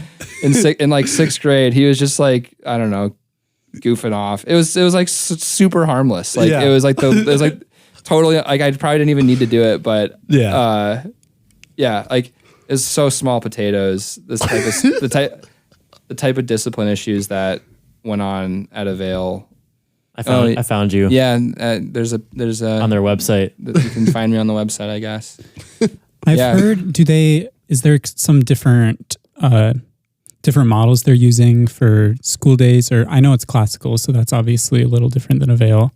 Yeah, but how else is it different? Yeah, so classical could mean a lot of different things. There is classical that's non-religious. And then there's also classical from a religious standpoint. There's also Catholic classical schools and Protestant classical schools. So it just kind of depends. There's a lot of different, and even within classical education, there's different opinions and trains of thought, or schools of thought, I should say, about how. Joey just smiled when I said schools of thought. Yeah, because it's funny. It's a pun. Unintentional. So our school is a little unique. So it only meets for 3 days a week. Oh, it meets Tuesday, Wednesday, Thursday. And the reason for that is that our school believes that the primary place of education for a child is the home. Boom. Base take. So, yeah. So that way they're in school 3 days a week, at home 4 days a week, rather than in school 5 days a week. And I mean, 5 days a week of school is fine too. You know, like but a lot of these families are coming from what's called a Montessori school. So Hand in Hand Montessori. You guys have maybe heard of that. That's where Mr. Shields' wife works. Yeah. I think they had a 3-day model. Okay. And it's kind of the same idea where like children should be educated in the home as well, predominantly rather than in the school. So yeah, it's a 3-day-a-week model. All the students learn Latin. So usually at a classical school, there's a classical language being learned. Yeah. And then typically there's really minimal technology, which obviously my goodness. for me, Yeah. That explains it. Selling point. Yeah. So, and even, I mean, there's a lot more nuanced details, that I could go into about like the philosophy behind certain classical schools. But yeah, I'm really excited. I've kind of been turned on to classical education since COVID. I had a really good buddy who taught at one and I learned about him. So, yeah, I'm ready to rock and roll. I don't know. So have you already been, I don't know, setting up a classroom, getting stuff ready for the year? How long have you been at work? It sounded like you've been doing some prep all summer too. Yeah, so we went out to Idaho in June for a conference, which was really fun, and it was solid. So we had that, and that was kind of like the kickoff to our summer kind of training and planning. So we meet every week, and it's a lot of moving pieces because it's a new school. So there's a lot of logistical things that we'll probably have to figure out a little bit as we go, and it's just not possible to have every single detail, set in stone before you. And there's just some things that are going to pop up that you don't know about. And that's even true with schools that have already been, well established. Yeah. Like once the school year starts, there's things that come up. So we've been trying, as best as we can to prepare for that and, have a clean, launch. Yeah. So yeah, we've been doing that. And then, I've been working on my curriculum throughout the summer, planning out. So what we're doing right now is planning out for the whole year, kind of when you're kind of your timeline really of when you're teaching what subject, but you're not actually doing like, okay, this is like this day's lesson plan. So we've been doing that. It was fun. We had an open house last week. So I met a lot of the students, played some kickball. Nice. Dominate. I was all-time pitcher. Oh. So no. I could just see you like coming off the bat and just hitting like nukes off these poor little kids. Yeah, that's talking like we was talking about being that guy or not being that guy. Like it's one of those things, You don't want to be that guy. Yeah. Have you guys seen the video of the guy saying you're not that guy, pal? I don't know. People say it all the time, and I don't think I've ever seen the video. Really? Yeah. Oh man, I'll send it to you guys. It is. I think there might be quite a few profanities in the original video. So we'll get the clean version. Yeah, try to find. Just no talking. You've heard that phrase though. Oh yeah. Oh yeah. You're not that guy. You're not that guy. You're not that guy. Oh, you really haven't seen the original video? No. Oh my word, it's must have been before our time. It's something else. No, it was during COVID. Oh yeah. Anyways, okay. So speaking of, I guess Josh, did you have any other things about school? No, I Okay. don't think I have any more questions. Yeah. It just sounds exciting to be on the start of something new. So Yeah. And that'll be cool. Mr. V's talked a lot about that. I've heard him talk about that all the time. How he loved being a founding part of the school. Father. Yeah. Founding father. He was a founding father of Avail High School. What was I going to say? Oh, speaking of Gen Z lingo. Yes. Talk to me about what out of pocket means. Mike, you got this. Okay. So out of pocket means someone's like acting a little out of sorts. They're being a little wild. So like in pocket, no one says in pocket, but like in pocket would be like someone acting normally. Yeah. Like she's like, bro, you've been acting a little out of pocket lately. It means like you've been like saying like kind of crazy stuff, like kind of like you're getting close to the line. Like if Joey made a controversial joke about someone, like he'd be being out of pocket. Why did you throw me under the bus? Because you are out of pocket a lot. Yeah. Though I am too. So Well, it can be like that, or it can be like one phrase. Like if the conversation is just going a certain way, and then you just kind of like roast someone out of nowhere, that could be like out of pocket. If you derail things. Yeah. Okay. Yeah. So acting in sort of a strange, somewhat inappropriate way. Yeah. It's a little controversial. Ruffle some feathers. Yeah. Oh, okay. stir the pot. So out of pocket could also be stirring the pot. It could be that. Yeah. too, For sure. Like phrases you say that kind of Raise people's eyebrows. raise Yeah, people's yeah. eyebrows, Okay. increase the tension in the room. This is tension Okay. times. That's out of pocket. Okay. That's sort of what I thought it was, but Yeah. How have you heard about that? I just have heard you guys saying it. Oh, and okay. I've heard other people say it too. Yeah. Out of pocket. Yeah. Yep. I kind of like it. It's really It's good. a good one. It's a good saying. Yeah. Yeah. There's some Gen Z phrases that are so dumb, and there's some that I think are actually kind of funny. So you could say there's some that are bussin' and some that aren't. No, you could not say that. Oh yeah, you hate bussin'. That's right. I know. It sounds so dumb. It just sounds ridiculous. I don't know. One that I don't know if this one is your generation or not, but just saying things are gas. I think That's probably 5 years old. Yeah, that's a little before old. you. Yeah, that's a little. That was probably high schoolers when you were in middle school. Yeah. I loved that Or you, one. oh, that's one you like. Yeah. Oh, Okay. I got a podcast idea. What if we ranked tier list Gen Z sayings with Dude. Mr. Teen? That would be so wild. that'd be great. Third episode Would be really funny. with Mitch. With Mitch, that'd Oh, be so good. We would need Mitch. I feel like knows a lot of them. Yeah, And He knows Definitely something that we don't does. know. He's very well versed. yeah.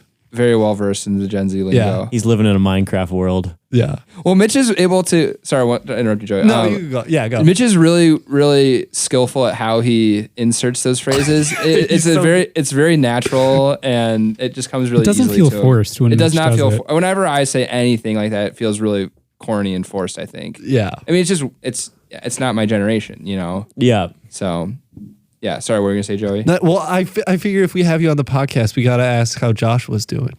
Oh, yeah. Not that one. We don't care about that one. That's why he's in the It was just his 1-year-old birthday, right? Yeah. Oh my goodness. Did you give him cake? Cupcake. Okay. Cupcake. Yeah, he had his first birthday party on Saturday, and it was actually his birthday. Was it a rager? Oh, out of control. It wasn't out of pocket. It was really fun. We had some friends over, we had some family over, had some friends from church over, and we had a little kiddie pool and a sprinkler and some water toys. So there's some kids who were just kind of running around, messing around. And then we kept it pretty simple. We just had a bunch of ice cream bars and ice cream sandwiches and popsicles. It wasn't, I don't know, sometimes you see people doing some absolutely insane wild things stuff for their kids. Like the Kardashians. What do they do? All sorts of crazy stuff. All sorts of stuff. Yeah. Yeah. So it was really fun. We, I spent the most time on my lawn than what I have all summer. My lawn Join is the club. My lawn's a joke. You're a true dad. No. So I wanted to make sure my lawn was looking good before. But no, he's really great. He is walking around now, which is pretty crazy. And he's really energetic. So he's kind of always screaming. Sometimes it's happy, sometimes it's sad. And he's moving. I mean, he can really move around well. And his walk is so funny. He's got this big old belly and he just kind of leads with his belly and kind of waddles a little bit. So his walk is just so He's funny. already an old man. Yeah. The old man, the way he walks is great. But yeah, I mean, a year ago I was still in the hospital. You know, which is kind of crazy already that it's been a year, but yeah, I mean, anyone who has kids will tell you how much fun it is to see them grow and change. And especially in the first year or two, they just like a lot happens. Yeah. So he's starting to say mama a little bit and not dada quite yet, unfortunately. I thought I was going to be the first. Did you try? Did you try to? No, I mean, You beat her in pickleball. You got to give her this. Yeah. So, yeah, I mean, it's really amazing how quickly he's changing and how he's growing up. And I mean, the first year they just change so much. Yeah. You know, like they go from a newborn to someone you can interact with and will smile at you and laugh and like really like play with you even. So, yeah. I mean, only regret is not having kids sooner, honestly, you know? So hopefully I have a lot more. That's like, honestly, that's probably like my piece of advice I would say. I mean, not everyone, but I feel like so many people told me when I got married, like, oh, make sure like you wait to have kids because like you really want to enjoy your marriage. Yeah. Terrible advice. Yeah. I've heard people say that too. I've heard Mr. Tien's advice too. Yeah. Where a lot of people are like, screw that. Just have kids right away. And still enjoy marriage. This is my take on. There we go. Let's go. On just so we live in a society that's not very friendly. He said the thing. We live in a society is a phrase that we say a lot. So we said it a lot more in high school. That you said that as a bit or what? Yes. It's a bit, yeah. But you didn't say it as a bit. That's why it's funny. Yeah. We live in a. How about I say this? We live in a culture that's maybe a little better. There you go. We live in a culture that's not the most friendly towards children and families, unfortunately. And I mean, I was quite shocked a year ago seeing some of the reaction to Roe versus Wade getting overturned and seeing how angry people were and how, I mean, people seemed really dismayed that had happened and really genuinely sad, which was crazy to me. We had a party with like 50 people when that happened. Like we were celebrating. It was, we were really happy. Wow. Yeah, it was great. And I feel like most of the depictions that you see, at least in media, social media, TV, whatever, movies, of kind of the ideal lifestyle of a 20-year-old is like has nothing to do with having kids or family or marriage. It's like live in a cool city, travel a lot, like go to the cool, like live in this cool apartment downtown, you know. High lifestyle job. Yeah, like high lifestyle job, work for a company that doesn't care about you at all. That seems to be what our culture tells us you should aim for, after college. And I feel like I kind of fell into that a little bit. I was a teacher, so I didn't have this, but I feel like I kind of, I kind of liked going to different cities and traveling a little bit. And yeah, I mean, no one's saying like, try to have like 4 kids by the time you're 30. Yeah. Like you don't hear anyone saying like, like people say like, okay, like wait to get married. And then once you get married, like for sure wait a while before you have kids. Because once you have kids, like people act like, oh, once you have kids, your life is over. Yeah. And a lot of people don't realize how negatively they talk about their kids. Yeah. If you just listen, hopefully you don't hear it a lot, but if you listen sometimes to people talk about their young kids, it's like, it's really sad. People talk about how like, oh man, like I like don't have any time to like golf with the boys anymore. Because like my kids, it's like, dude, grow up, man. So amen. Yeah, I mean, I'd say that's not a regret. I wouldn't say this is a regret. Yeah. But if I were to do it over again, I was like, like start having more kids sooner. So, and the crazy thing is that a lot of people think I'm pretty young to have my first kid. Yeah. I'm 30. Okay. Yeah. So, I mean, people forget that like 100 years ago, like people got married when they were 18 and then had like 3 kids by the time they were like 24, So the average age of marriage in the US has just been on like a steady incline. Yep. Trending, higher and higher and higher. And then the average age of first kid has also been trending higher and higher and higher. So I try to encourage people as much as possible to, I like to think I'm pro family and that's a good thing to be pro. Yeah. So yeah, I hope we have.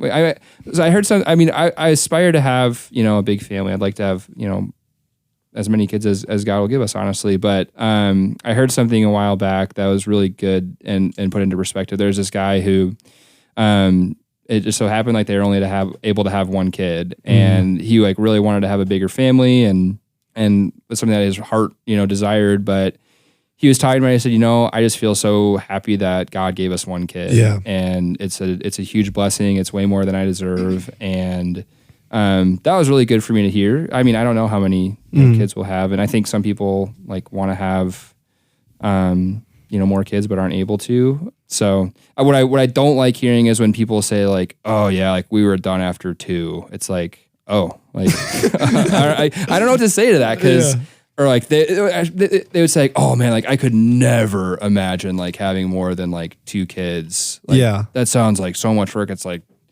dude, maybe you're just not that good of a parent. Like, like if this is all you can handle, so Mr. Tien's out of pocket tonight. I don't know. I think that's a good take. That's a base take. I totally agree with that take. So, and then, I mean, it's not to say like I know so many great people who like were like an only child or like had like old had like smaller families are wonderful too. So, anyways, got a 1-year-old. It's great stuff. Great stuff. Yeah. Epic. Yeah. Nice. Okay. Well, where are we at now? We're 2 hours. almost at 2 hours here. Okay. So we made it. So I it might be time to wrap this one up. Like I don't know. You wanted to wrap up. Bad guys in handcuffs. What? In prison? That was bad. Yeah. What? Any closing thoughts, Josh? Do you have any closing thoughts? Nah, I think we're gonna have to have you on again because there's still like things on our list that we didn't get to. Okay. But that's not a bad thing. So, yeah. And I really like the idea of Gen Z slang tier list. Yeah, that already makes me laugh. And then maybe you could give us some like slang from my generation. Your generation. Yeah, and then we tier list that too. Oh my goodness. Yeah. I'll have to do some research on that because it's been a while. Yeah. I'm trying to think of how I spoke in high school and the things I would say. Yeah, no, that'd be a great segment or whatever. Yeah, that's an idea for a more structured one. That'd be good content. Yeah, that'd be great content. And yeah, we have to build around Mitch's schedule. Yeah, of course. Number one priority. Yep, number one priority. Even if it's just you and Mitch in the studio, that's all. It only matters. That's how it's gonna be. Yep, that's how it has to be. Okay, well, thanks so much, Mr. Tien, for being willing to come on. Yeah, absolutely. Thanks for having me. Do you want to kind of like wrap it up like you did last time? Sure, yeah. I don't think I want to use wrap it up because okay, that's fine. I'm still reeling from what Mike had just said. Sorry. Thanks for listening, everybody. Hope you had a great day, or that you're about to have a great day if you're listening to this in the morning. Keep listening to the 245 podcast. Buy all the merch. Yeah. Like and follow. And take it easy. Hope you all have a great day. Catch you on the flippity flip. Peace out, gang.